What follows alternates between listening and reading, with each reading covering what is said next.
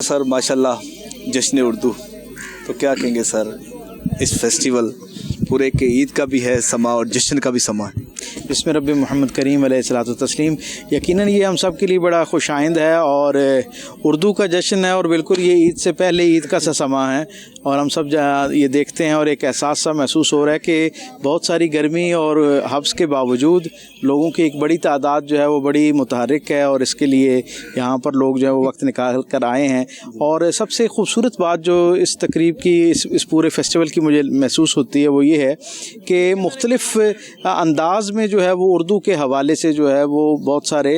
मुज़ाकरे रखे गए हैं, सेमिनार्स रखे गए हैं, कॉन्फ्रेंसेस रखी गई हैं और इसके अलावा गैर रस्मी अंदाज में भी बहुत सारी तकारीब जो है उनका एहतमाम किया गया। तो ये एक बहुत खुशाइंद अमल है, इसकी जितनी हौसला अफजाई की जाए वो इतनी कम है और मैं समझता हूँ कि इसके जो मुंतज़मीन हैं वो भी मुबारकबाद के मुस्तहिक हैं। और अलहमरा जैसे एक सकाफ़ती मरकज़ में जो बिलाशुबा इसकी लाहौर शहर के अंदर वही हैसियत है जो पाकिस्तान के सकाफ़ती चेहरे पर लाहौर की हैसियत है। सो यहाँ पर इस तकरीब का इनेकाद किया जाना यकीनन कई हवालों से इसकी अहमियत को कई गुना बढ़ा देता है। अच्छा सर, खूबसूरत किताबों के स्टॉल्स भी यहाँ पर लगाए गए हैं और असल में वही इंसान आगे की तरह इल्म व अदब से जो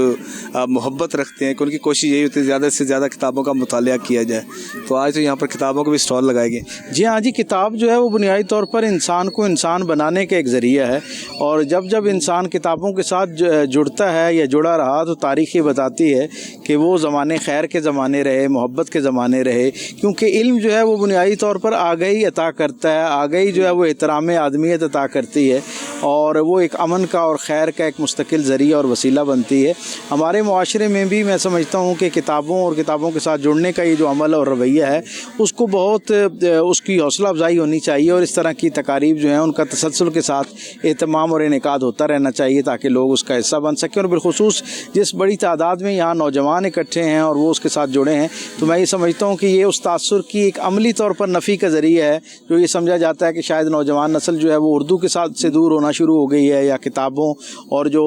इल्म है उसके साथ उसकी जो एक खूबसूरत रिवायत है उससे दूर होना शुरू हो गई है। या आज की ये तकरीब और ये जो मेला है इसने उन सारे जो एक तासुरात थे उनकी अमली नफ़ी कर दी। अच्छा सर, इन दी एंड आप क्या कहेंगे कि जो ख़ास तौर पर हमारे ऑफिशियल है ऑफिशियली भी उर्दू ज़ुबान को जो वो दर्जा मिलना चाहिए पूरे दफातर में? जी, हम तो बहुत बरसों से लगभग कोई 30 बरस से ये रोज़ाना की बुनियाद पर ये बात करते हैं कि दुनिया के जितने भी तरक्की याफ्ता ममालिक हैं या अक़वाम हैं उनकी तारीख़ जब हम देखते हैं तो हमें ये पता चलता है कि उनकी हकीकी तरक्की उनकी अपनी मादरी ज़ुबानें, इलाकाई ज़ुबानें, कौमी ज़ुबानें जो हैं उनके अंदर ही हुआ करती है। आज भी दुनिया के नक्शे के ऊपर जो कौमें बहुत बावकार और बहुत तरक्की याफ्ता और साहिब इल्म और साहिब हैसियत जो है ना कौमों के तौर पर पहचानी जाती हैं और बिलखुसूस जिनके यहाँ मैं ये समझता हूँ कि मुआशी तौर पर भी जिन्होंने और साइंसी तौर पर, इल्मी तौर पर बहुत तरक्की की है, उन अक़वाम की अगर आप थोड़ी सी पिछले चंद दहाइयों की तारीख़ देखेंगे तो आपको ये सबूतवान देखने को मिल जाएगा कि उन्होंने अपनी ज़ुबानों को राइज किया, अपनी ज़ुबानों के अंदर उलूम और फ़नून जो है उसके ऊपर काम किया, अपनी नौजवान नस्ल को जो उनकी अपनी ज़मीन से जुड़ी हुई ज़ुबानें थी उनके साथ जोड़ा। और यकीनन ये उर्दू जो है ये तो क्योंकि मैं समझता हूँ कि पाकिस्तान का ये जो खूबसूरत गुलदस्ता है इसके जो मुख्तलिफ़ मोती हैं उन्हें एक लड़ी में परोने का नाम है। पाकिस्तान में हम ये समझते हैं कि कराची के साहिल से लेकर